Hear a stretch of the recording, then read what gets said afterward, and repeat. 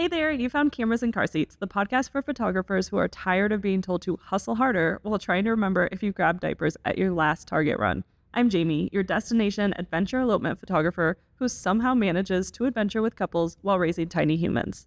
And I'm Alex, holding down the Lincoln logs in the Midwest traditional wedding scene, proving that you can crush those weekend weddings and still make it to family dinner. If you're editing in the pickup line, scheduling client calls during nap time, or just trying to figure out how to run a profitable photography business without sacrificing your family life, you're in the right place.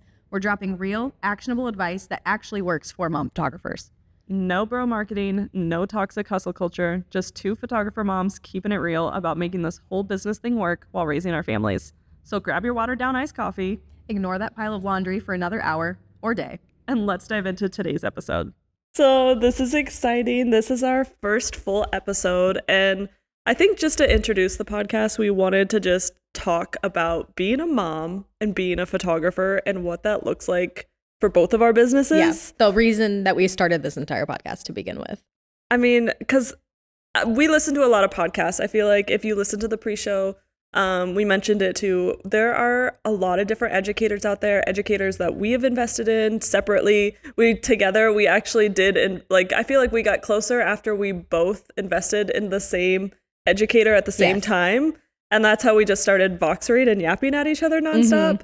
And it just like, there's so much education out there, good education, meh education, but I feel like there wasn't mom. Like, there wasn't anything that was centered around parenthood. Right. There's a lot of great education out there. But like, the thing that makes it difficult is when you're a mom and they're saying, hustle harder, do this thing, do this. And it's one thing to be able to do all those things, but when you're doing that full time and able to focus on that, like, that's awesome. But a lot of us have kids and families, and we can't take all that time to dedicate doing all that when we also have family time and meals to make and practices to run to kids too. So I mean, there's a lot to juggle between business and children, and especially when you're at different stages of parenthood. We thought we were gonna fill the gap. It was our turn. We saw the gap because we wanted the gap. Yeah. Yeah. Well, and here's the thing too. I think a good thing about it is like, I'm sure you could say the same, but like, I want my girls to grow up and see that you can have a family and also do what you want successfully. Oh yeah. And you don't have to work a 9 to 5 if you don't want to. Like, you can spend time with your family doing what you love and have boundaries doing it without burnout. Exactly. I mean, I always joked, I was like, I want to teach my boys why mama sits at the head of the table. She gets shit done. It's such a mix of like wanting to chase your goals, but also wanting to homestead. And, yes. Wanting, like, I always want to be the mix of the perfect fall mom who does fun fall white girl activities. Yeah, even when you're a photographer and that's the busiest season of the year. Oh, for sure. Yeah. And it's like trying to figure out when to schedule sessions, when to take weddings, when to be like hard boundary, this is family time. And I feel like it changes too every season. So like last year I was pregnant and then had a baby. And then this year I now have 2 toddlers, and I'm like, it changes. Right. This year, I pushed my boundaries a little bit more because we bought a house. And so I was like, it's nice to have the flexibility of like, okay, last year I didn't need that as much. And so I did have more family time to spend because I was like, no, I'm not going to waste all my time doing all these things when I want to be investing it in my family. And this year I was like, okay, no, like, I'm going to have to work a little bit more to get other things that we want for our family. And so to be able to have that flexibility and like that you don't get a 9 to 5, like those are the hours you work, this is what you do. But having a job where you could be like, no, like I do or I don't want to take on more, and learning what your boundaries are. And I think, so I've seen this kind of as a trend a little bit, I don't know about you, in like the education space where people are very much over the let's make 6 figures sort of education. I can teach you how to make $10,000 months. And I think we're definitely fatigued. And so many people are just like, I want to learn how I can get pregnant, have a baby, still have my business and do all of these things and pay the bills. Like, and pay the bills. I just it's want like my bills paid. I feel like people want to know more of the meat than the packaging, if that makes sense. Yes. Yeah. Well, and I think there's so much more to it. Like, I know we've had a lot of conversations about what it looks like to be successful or what that means. Like you were saying, when you have a coach that's like, okay, 6 figures, or multiple 6 figures, but in reality, it's like, okay, yeah, who doesn't want to make more money? Who doesn't want that? But I honestly am like here for realistic. Like, I just want my bills paid and to live comfortably and to have family time, and I'm good. Mm-hmm. Maybe a little extra to like take my family on vacation and do some fun stuff, but otherwise, like, I don't. It's not a like marker in a successful business to hit some certain like number. Yeah. Like, I mean, technically, yes, of course it is. Of course we want financial success. Right. But at the same time, I feel like for us, and I feel like a lot of parents out there, it's not the end game. Yeah. It's more of like, I want to go to a soccer game and not feel like I have clients asking me for a gallery, or like, granted, I'm not in the soccer days. You are.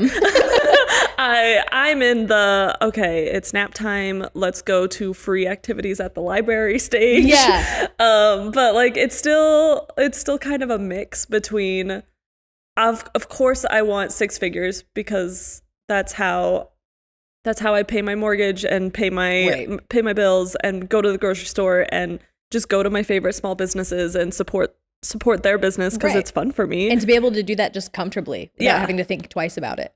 Where it's just like, okay, this is our budget and this is what we want to do. And then I also want to take the boys to Wisconsin Dells. Right?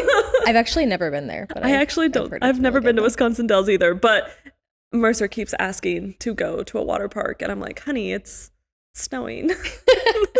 For anyone that's tuning in, we live in Iowa, and it actually did just snow last week. And it's supposed to be like 29 degrees.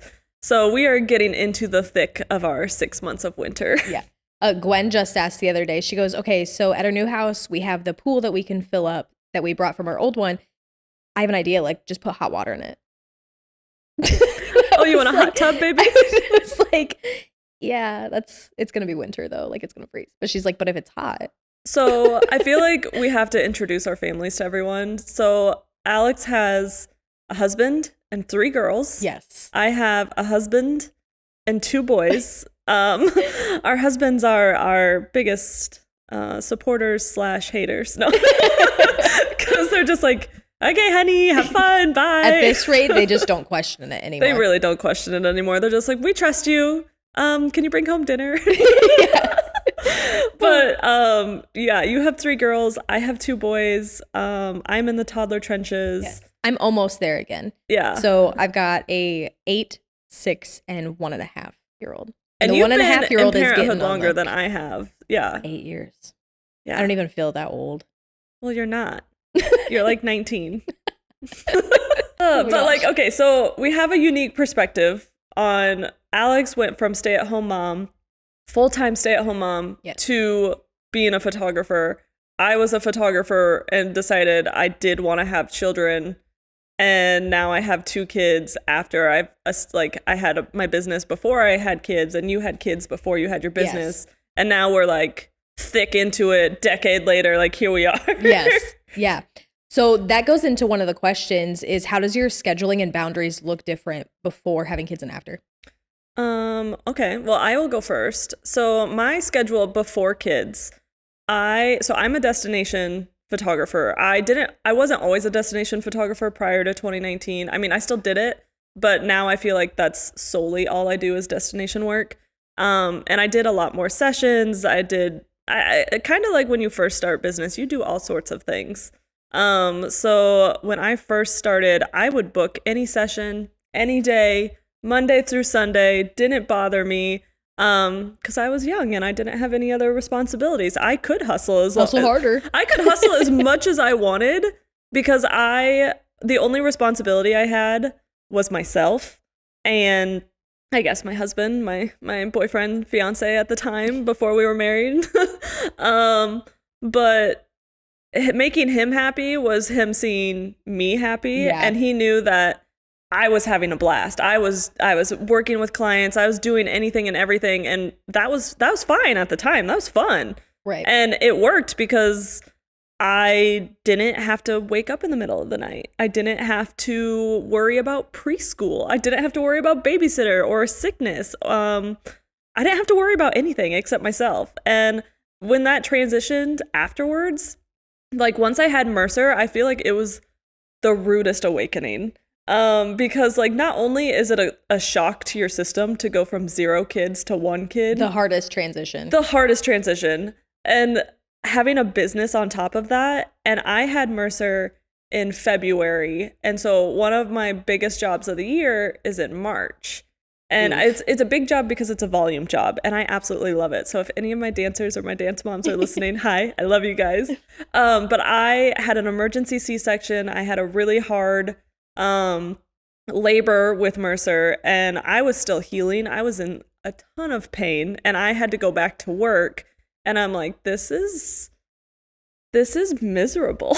Yeah. And I'm like leaking in all of the orifices, my eyeballs, my boobs, like milk, tears, sweat everywhere. But like, it is the rudest awakening, like changing your schedule from no kids to kids. And then that's when I realized I need different boundaries now, because Mercer's relying on me, Mark is relying on me, and my business is relying on me. And I just went from only really caring about me and my business to like 3 other things. Right. Yeah, all at once. I think 0 to 1 is the hardest transition when it comes to kids. For sure. So if you don't have kids yet and you're listening, you are not alone. 0 to 1 is the hardest because you have never experienced it before, and your body is like, what did I just do? Right. Yeah, for sure. And I was just thinking too, another thing that we have total opposite is like you had C-sections and I did not. I did, yeah. So we can always talk about like the difference with that when recovery time and like taking weddings on after. And I feel like, correct me if I'm wrong, I feel like your postpartum time is one of your favorite times. Oh, yeah. And I don't know if I've never had a non-C-section birth. And I don't know if it's just because like, just the way I am, I hate sitting still. And like, I'm recovering from abdominal surgery. Right. And like, for me, postpartum is so hard because I do have to sit still and heal. And I want to answer emails, and I want to talk to clients, and I want to hang out with my kids. And I'm not able to because I have a fresh incision. Yeah, right. Yeah, I haven't had to deal with that. But like postpartum for me, like my labors and everything were awful. But like the healing process and just being able to soak it all in after, I feel like was one of my favorite parts. I hate being pregnant. That was the hardest part for me. See, I had and I was awful fine being pregnancies. pregnant. You even had to show up one day because I was like, I don't know if I can shoot this wedding. I was so sick. I had to go to the doctor that morning. I was throwing up. I couldn't keep anything down. And I was like, I'm dizzy. Like, I don't think I can do this. And nobody knew I was pregnant at the time. I did. Except you. So like, I couldn't say, like, I didn't want my couple to know or anything like that. So I was like trying to hide it and like chugging lemonade. I remember I had like lemonade. In your first trimester, right? You were Yeah. like 14. No, I don't even 12. think that. I think you were like 10 weeks. Yeah, I think I was like 10 to 12 maybe. Yeah. Yeah. I get so sick. It's the worst. Which also I feel like hints on the importance of at least finding a couple friends in the industry. It is worth it. Yeah. I'm not saying you have to be friends with absolutely everyone in the whole world, every photographer out there that ever DMs you a location, like asking you where you shot this. I'm not saying you need to be friends with every person that does that, but it is super important to at least find 1 or 2 people that are like your dark and scary friends that you can call when you're in the dark and scary times, when you are like, I don't know what to do. Because, yeah, I was able to show up at that wedding for you. And I was there for, what, I think maybe an hour before you got there. Because you just needed a minute. I was like, but you were like, Jamie, you got this. I just need a second. Yeah. Yeah. And I knew like I needed you because I was like, if I have to step away, like I know you have it covered. Like it was bad. But that's even not when you're a mom. I think just community in general is so important. Yeah. Like to vent, to talk about things, because it can feel super lonely, especially when you're starting out, even not when you're starting out, but just in general, you need a backboard. Like you need people who just get it. And I had a pandemic baby. So like, I feel like I was so isolated Ugh. because Mercer was born February of 21, and like it was still COVID. Right. It's like no one was hanging out. My weddings had been rescheduled. It was crazy times, and I'm a firm believer, if you got your business through 2020 to 2022, you're a badass, okay? Because those were some unprecedented times. Yeah. I still had 19 or 20 weddings in 2020. Yeah. And I had feel like one reschedule. I feel like it was a crazy time because like being pregnant in 2020 was wild because Mark wasn't allowed in any of my appointments except for the ultrasound, and they kicked him out immediately after. That is insane. Like, I can't imagine not being able to go through that with your spouse. I wasn't allowed a support person. Like, it was so wild. And then while I was in active labor with Mercer, I had to get a COVID test. So I'm, in labor, having someone stick something up my nose. Yeah. Totally fine. But Mark didn't need one, and he was my support person at the hospital. So that is a whole other. So just so you guys know, we are gonna ramble about motherhood, photography, all the things. I feel like we could do a whole different episode on just labor stories, but that's for a whole different podcast. I feel like we should circle back to scheduling. Like, what does scheduling look like now that you have 3 kids? Yeah, so I definitely have a solid, like, I do not work or shoot on these days or after these times. Mm-hmm. So 1 or 2 non-negotiables for us are Wednesdays and Sundays. So Sundays are our church days, and we just use that as like a family day. So if I have anything going on or whatever, I'm like, I just block it off on any sort of calendar. Also Wednesdays are another one for us. So right now we don't have the typical like normal schedules because with photography, Saturdays are busy for weddings. So don't have like a weekend block off. And then we also own a coffee shop. So we're popping in and out of there all the time. So I knew that from the start I had to set like, these are firm boundaries because I will burn out. Like if you do not have, these are my fine lines, these are my boundaries, that's where burnout hits. So doing that, and then also having like set hours. So my kids, my older 2 are in school. So being able to work, like spend the morning with them, have a slow morning. I am not a rise at 5 a.m. girly. Wish I could be. I had my seasons of like waking up at 5 a.m. to go to yoga, and that lasted like a month. But I like my sleep. If I don't get my sleep, So I wake up generally when my kids wake up, which is anywhere depending on the morning, probably around 6:30. And then we'll just spend the time having breakfast, getting them ready for school, because nobody can ever find socks or pants or shoes or anything like that. Especially, I loathe winter because you have to have snow pants, you have to have coats, you have to have hats, you have to have gloves, you have to have all the things and send them all to school, as well as like backup pairs of pants because if their other pants get wet, all that. So that's what I spend my time doing in the morning. And then after they are sent off in the morning, that's when I can start working. So my work day is generally from like 8 to whenever they get out, depending on the day, like 2 or 3. Some days do look a little different because we have a 1.5-year-old. But because my husband is home most of the time, depending on how much help we have at the shop, he can hang out with her while I get editing done. Otherwise, when he's not, I'll hang out with her for a little bit. And then during her nap times are when I'm really like super productive. And then I can do like light work while she's awake, answering emails, all that kind of stuff. Well, and I feel like I know the answer to this, but I want to ask the question for those that are listening. How do you feel about working during nap time? Like, is it a consistent thing for you, or is it like this is just the season of life that I'm in? Yeah, so I feel like I kind of based it off 2 things. One, it definitely is like, this is the season I'm in right now. And then 2, I also have learned to work based on my mood. And I know this is probably like a debatable, like, well, I need to get work done. But there are the days where like, if I'm staring at a screen and I know I'm not going to be productive, I have to work on something else. Like, I don't know if you have those days where your eyes are just glazed over and you're like, every picture looks the same. And so then I'll choose those days to work on like answering emails or my workflow or any other like admin back end business task and save my editing for like maybe tomorrow I'll get to it, whatever. That actually brings up a valid point. I try to base my work schedule every month around my cycle. I want to start doing that. Because I have found I feel so energetic and creative in week 1. Week 2, I feel like I'm on top of it. I can literally multitask everything.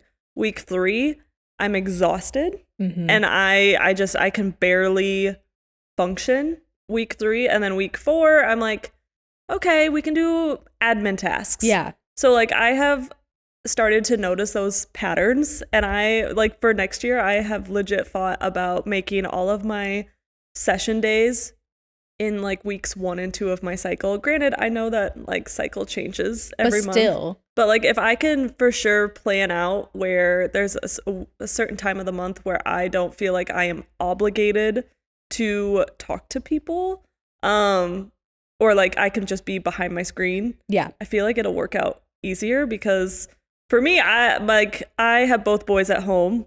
So for me, I can't necessarily work during nap time. So that's why I wanted to ask, like, how do you get your stuff done during nap time? Yeah, and there is that difference too, where like if Daniel's home for a day, he'll take Ev and just go do errands and stuff. So I'll be at home alone, and I'm like, okay, that's the time that I can like deep dive into all my work.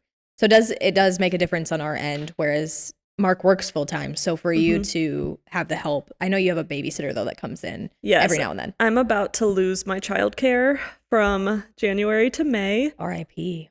We love our babysitter though. Ashley is the best. One of my biggest pieces of advice to photographers that want to enter parenthood, you're going to fight it. You are going to fight childcare no matter what. You are going to. You are going to. Yep. Listen to me. Don't. Do not fight childcare. For the whole first year of Mercer's life, I was like, I can do it all. I can be a boss ass bitch. Yeah. And I can be a stay-at-home mom. I can get everything done. I burned out so fast. Fast. And I was crying. I couldn't figure out why I literally postpartum anxiety, postpartum depression, intrusive thoughts. I was trying to do too much. Right. And I had that. So when I first started my photography business, Daniel worked full time. So for the time that I stayed at home when Nora was born, I really started my business after Gwen was born. So when I first started it, I had like a 6-month-old and a like 1.5-year-old. And he worked full time. And so that was my season of like figuring stuff out. And I would edit during nap time. I would stay up until 2 a.m. I was doing all the things. And so it is a struggle trying to figure out how to do that and balance life in general. And I also feel like I want to ask, like, how did you come to that point where you're like, I can't do this anymore? Yeah. So actually bringing up COVID again, Daniel's job before, he was a loss prevention supervisor. And so he had to interact with a lot of people, and COVID really changed that, and it changed his whole job in general. And then he had a few months off. And when we were reevaluating over those few months that he had off, we were like, okay, he really learned to not like his job anymore. And so we just kind of sat down over that time and we're like, do you have to be there? Like, do we need this? And I had booked enough at that point where he didn't go back after COVID. Like he had that time off, and then he was like, I'm done. Like, I don't have to go back. And so that was kind of a nice transition because we were able to take that time to reevaluate. And had he not had that time off, I don't really know what the breaking point would have been. But yeah. I like that. Because like, I feel like my breaking point for me was realizing my postpartum depression was coming from the fact that I had barely slept in weeks. Right. Because I was trying to work. I was trying to recover from C-section. I was trying to enjoy motherhood. And like, that's when I told Mark, I was like, I need help, because Mark was still working full time. I wanted to work full time. I actually went into motherhood saying this is so funny. I never want to be a stay-at-home mom. I am now a stay-at-home mom full time to 2 boys. And I love it. I do actually love it, because like we kind of, I feel like we are also opposite. Like me and the boys typically stay up pretty late. Like I'm kind of the free fluid parent. I'm like, I'd rather let them stay up till 9:30 than try to fight them for an hour and a half where everybody's screaming. Yeah. So I'm just like, okay, we'll stay up late. But then like we start our mornings kind of slow. So like you're usually texting me at like 6 o'clock in the morning and I don't even respond to you until like 8:30. It was even this morning to like get ready to record. And I was like, what kind of coffee flavor do you want? What's this? 45 minutes later. Like 45 minutes later, and you're like, oh, sorry. I'm up. But like it's kind of fun because like I'm at the stage now where Mercer's pretty independent. He is the funniest little toddler. I love that kid. But he usually wakes up in the morning and he just plays independently, and like I can hear him. Like I'm not fully asleep. Moms are never fully asleep. No. I did that too when Nora and Gwen were younger. So like when I very first started, there were the mornings where they like were able to get up and play together in the living room while I was able to just rest for a little bit. So I did get up later when they were younger, but now that they're like getting older, which they do still do stuff on their own, but I feel like I can't stretch it out like I used to be able to. It's so funny being in different seasons and then remembering how you did things in a last season. And then like even just reflecting on last year, I'm like, oh, I don't do that anymore. For me, I don't work on, so one of my hard boundaries in business is again scheduling on certain days. Yeah. So I also don't work on Sundays. I only schedule, like if I don't have a wedding, then I also don't work on Saturdays. But I purposely did that just because I needed time to reset, reevaluate. I also don't book around certain holidays anymore because I want to be with my kids. I want to hang out with them. So if somebody really does want me to work, say really close to like Halloween is one of my holidays that I take off just because I want to go trick-or-treating. You sent me a wedding referral for around Halloween that I just shot because I was like, I don't like Halloween. Yeah, like you're totally fine working on Christmas, Halloween. though. And I just wanted to go trick-or-treating with the boys. I love to do like the costumes and just like play. And so like that's like a hard stop for me. I'm like I'm not going to miss these moments because they are only this age for this long. And that's from the get-go. Hard stop. Yeah. For me, I remember when I was first starting and everybody's family comes back for the holidays. And so I'd get messages like, hey, can you shoot an extended family session on Christmas Eve or the day after Christmas? And when I was first starting my business, I was like, oh, shoot, like I got to do that. I have to take everything that I can so then I can like put it out there. Yeah, that's a no from me, dog. Can I ask you a question that other people might be asking? If someone were to ask you over Thanksgiving, because this has happened to me before, would you charge a holiday fee? Oh. To do a certain job around a holiday, to leave your family to go work for someone else's family? Yeah, I guess for me, like I would just be like, no. Like I refer that stuff out now. But if it were like a day around a holiday, say like a few days before or a few days after, I might consider it if we don't have anything going on. But I guess for me, it's not even like additional holiday fees. Like I just hard stop now. Like I'm just like, nope, these are my boundaries because I learned if I don't have these boundaries, I will become unhappy. And there are times I feel like where not only does my like boundary setting help me personally, but it also helps me not like I got to a point where I was almost resenting my job. So I loved it. Obviously we love it. That's why we're still doing it. But there came a part where I'm like, I don't feel creative anymore. Like, I feel like this is just what I'm doing. And I don't feel like I can actually like take the time to like sit here and be creative. I feel stuck. And I feel like that happens to so many parent photographers where it's like, am I just at a 9 to 5? Right. Like, am I there? Am I controlling my business or my clients? Exactly. And I feel like if we can help you guys listening, just like, this is our struggle. We've been there. We've done it. That's our goal. Honestly, that's our goal, to help you. But like, it's also, I feel like we're saying the things out loud that a lot of people don't talk about. Or don't have anybody to talk about them to. Or don't realize it's a thing. Yeah. Because they've never, like, they're new into their parenthood. Or they're like, actually, I am feeling exactly right like that. Yeah.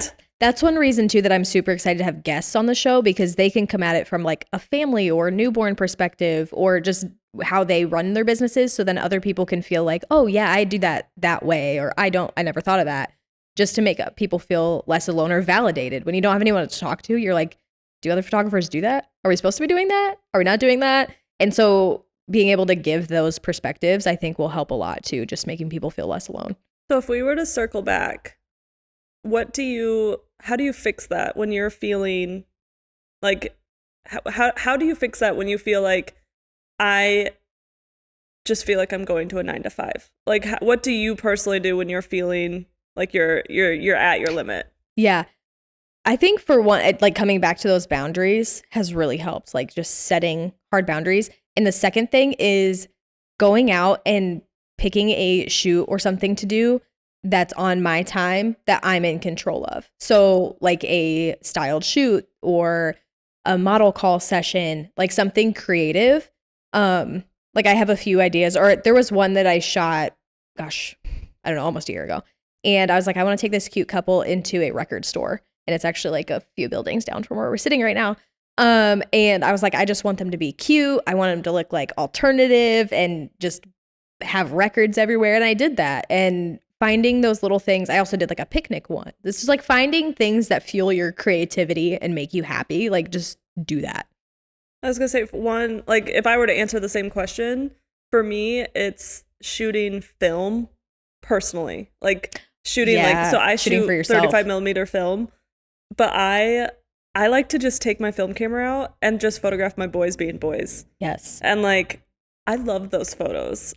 The way that I tell you, I'm so excited to start experimenting with that once our homestead is up and running. Like girls with like chickens and making sourdough and all that stuff. But I was gonna say, like when because people have asked me this question before, like how do you fix your burnout? And one thing for me, I always tell people, I know this works for me, so you should try it. Yeah. If I'm feeling like I can't even look at work, if I'm feeling like my eyeballs hurt staring at my screen, that usually means I need to go get coffee with a friend or go get lunch by myself. Yeah. Because that usually means I'm touched out. It usually means that I am completely just disconnected and I just need to recoup. And I usually only need like 24 hours. But occasionally it helps when I'm shooting like a destination elopement or something, because I always add buffer days. Yes. So always. Once I'm done with client work, I try to go do something fun for me. So something fun for me was I was in Utah. So we went to a soda shop because I had never been to a soda shop before. Fun. And if you know, with the soda shops with Utah moms.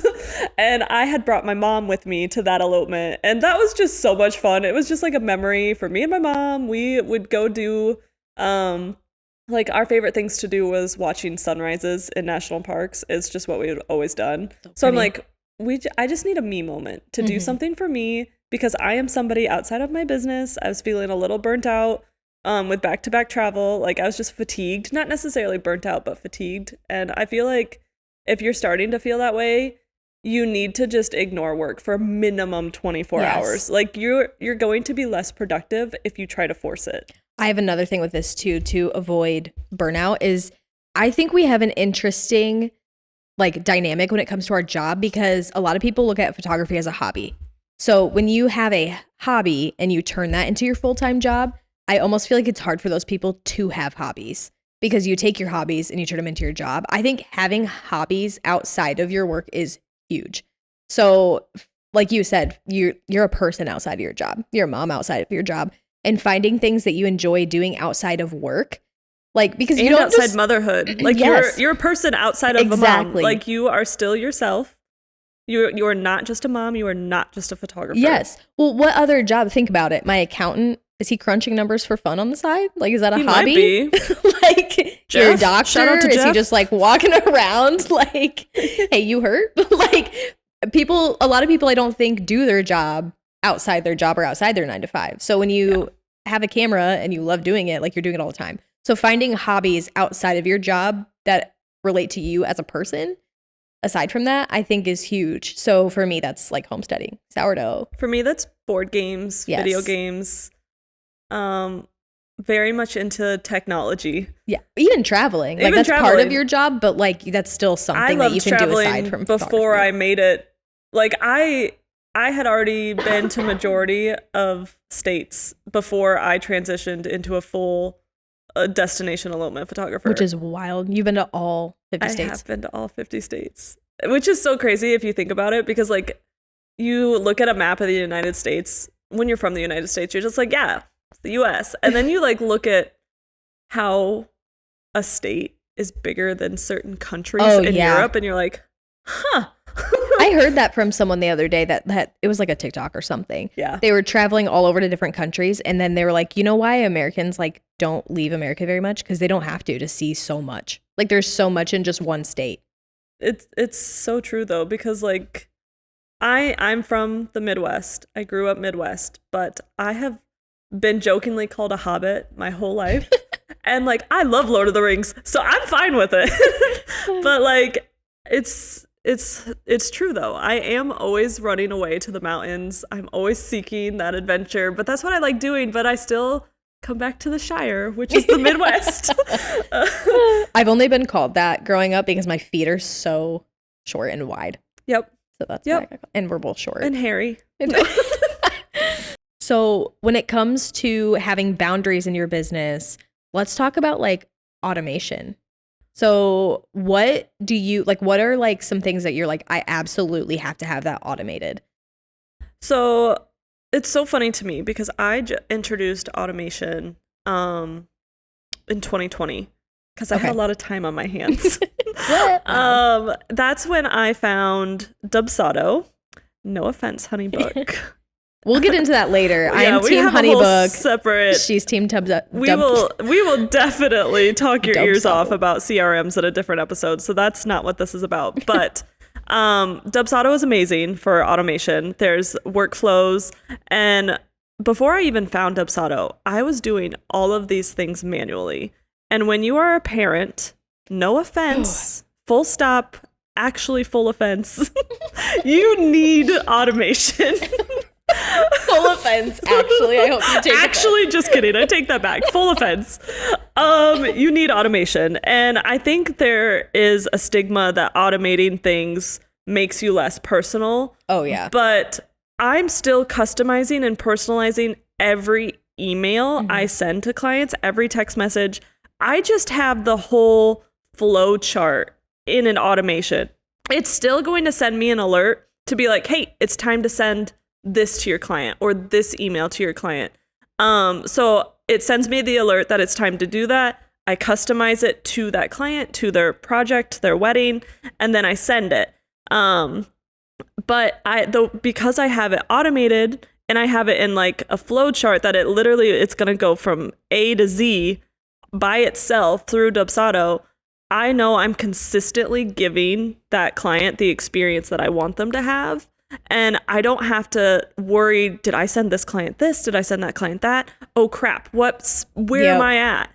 And I don't have to worry about it as much because I am giving them the experience I want to give them without having to sacrifice all this extra time. Because with AI, workflows, automation, use it to your advantage so that you can be home with your family and still give the amazing luxury experience. Yes. Okay. So I think this is going to be like a super funny and relatable question because we've all been there. Before you did automation, what did you do? Because I definitely had emails in like Google Drive and my phone notes. Okay. So before automation, I'm an Apple junkie. I love Apple, used to work for Apple. But it doesn't mean I hate PC. We are a split household. Offense. We are a split household. My husband I think we have like 3 custom built PCs. He built me a custom server. Okay, people, we are not just Apple. We love them. But before I found automation, I had different folders of notes in my Apple Notes. And it's like emails for weddings, emails for portraits, emails and it was a copy and paste, manually send. And then I would put reminders in my calendar. Did you email this person? Did you send this to this person? And then I would go through my phone and be like, did I do this? And then I would, at the time I had my calendar set to like delete, it like clears your calendar after so many days. So like it doesn't just keep a backlog of things that happened a year ago. And then I was like, shit, did I ever send that? Because my calendar cleared. And then I used to do manual contracts. So I'd have to mail it to them, or we'd have to meet up in person to physically get their signatures and everything. And I'm like, this is taking up way too much time. I cannot keep doing this. Oh my gosh. Yeah, I definitely had stuff in my notes and my like Google Docs and Drive. There was a point where I was like, okay, Drive is not cutting it anymore. Like something has to change, because I was starting to juggle way too much. And I was like, the same thing. Did I lose it? Do that? Where was that? Do I have a record of that? Was that an email or in a text message? Or was it on Facebook Messenger? I don't know. Well, and there wasn't a flow. It was, don't get me wrong, I thrive in chaos, but that was just chaos for no reason. That was chaos that we could prevent. Yeah, preventable chaos. Oh gosh. Yeah. So automations has changed the game for me. I still feel like I am able to be personal, but it keeps me on track, because I even in my workflow, I can set like a to-do. So my workflow specifically emails me like, hey, this client just booked you, sign the contract, put their welcome box together, check off when done. And then if I don't check it off, it sends me a reminder in a week, hey, did you mail this client their welcome box? So that's one thing I love about my automation, and I'm always updating it. So like my automation from 2020, when I first built it, it was very small. And now like I have multiple workflows that I have updated multiple times, because as I work with more clients, I'm realizing, oh, I wish it would have done this, or I wish I would have done that. And then I update it, and then I change it. And then when I get feedback from clients, even if they don't directly say anything, I'm taking a mental note where I'm like, oh, I could have made that better in that section. Always evolving and always changing. Like the more you get to like test stuff out and put it out there, you can always, like, that's one thing about the client experience is like you can always make it better. There's never a point. Like you can always make it better. Well, just like your kids are always evolving and growing, your business is always going to evolve and grow. And that's why like I feel like we really just wanted to hone in on, it's never going to be perfect.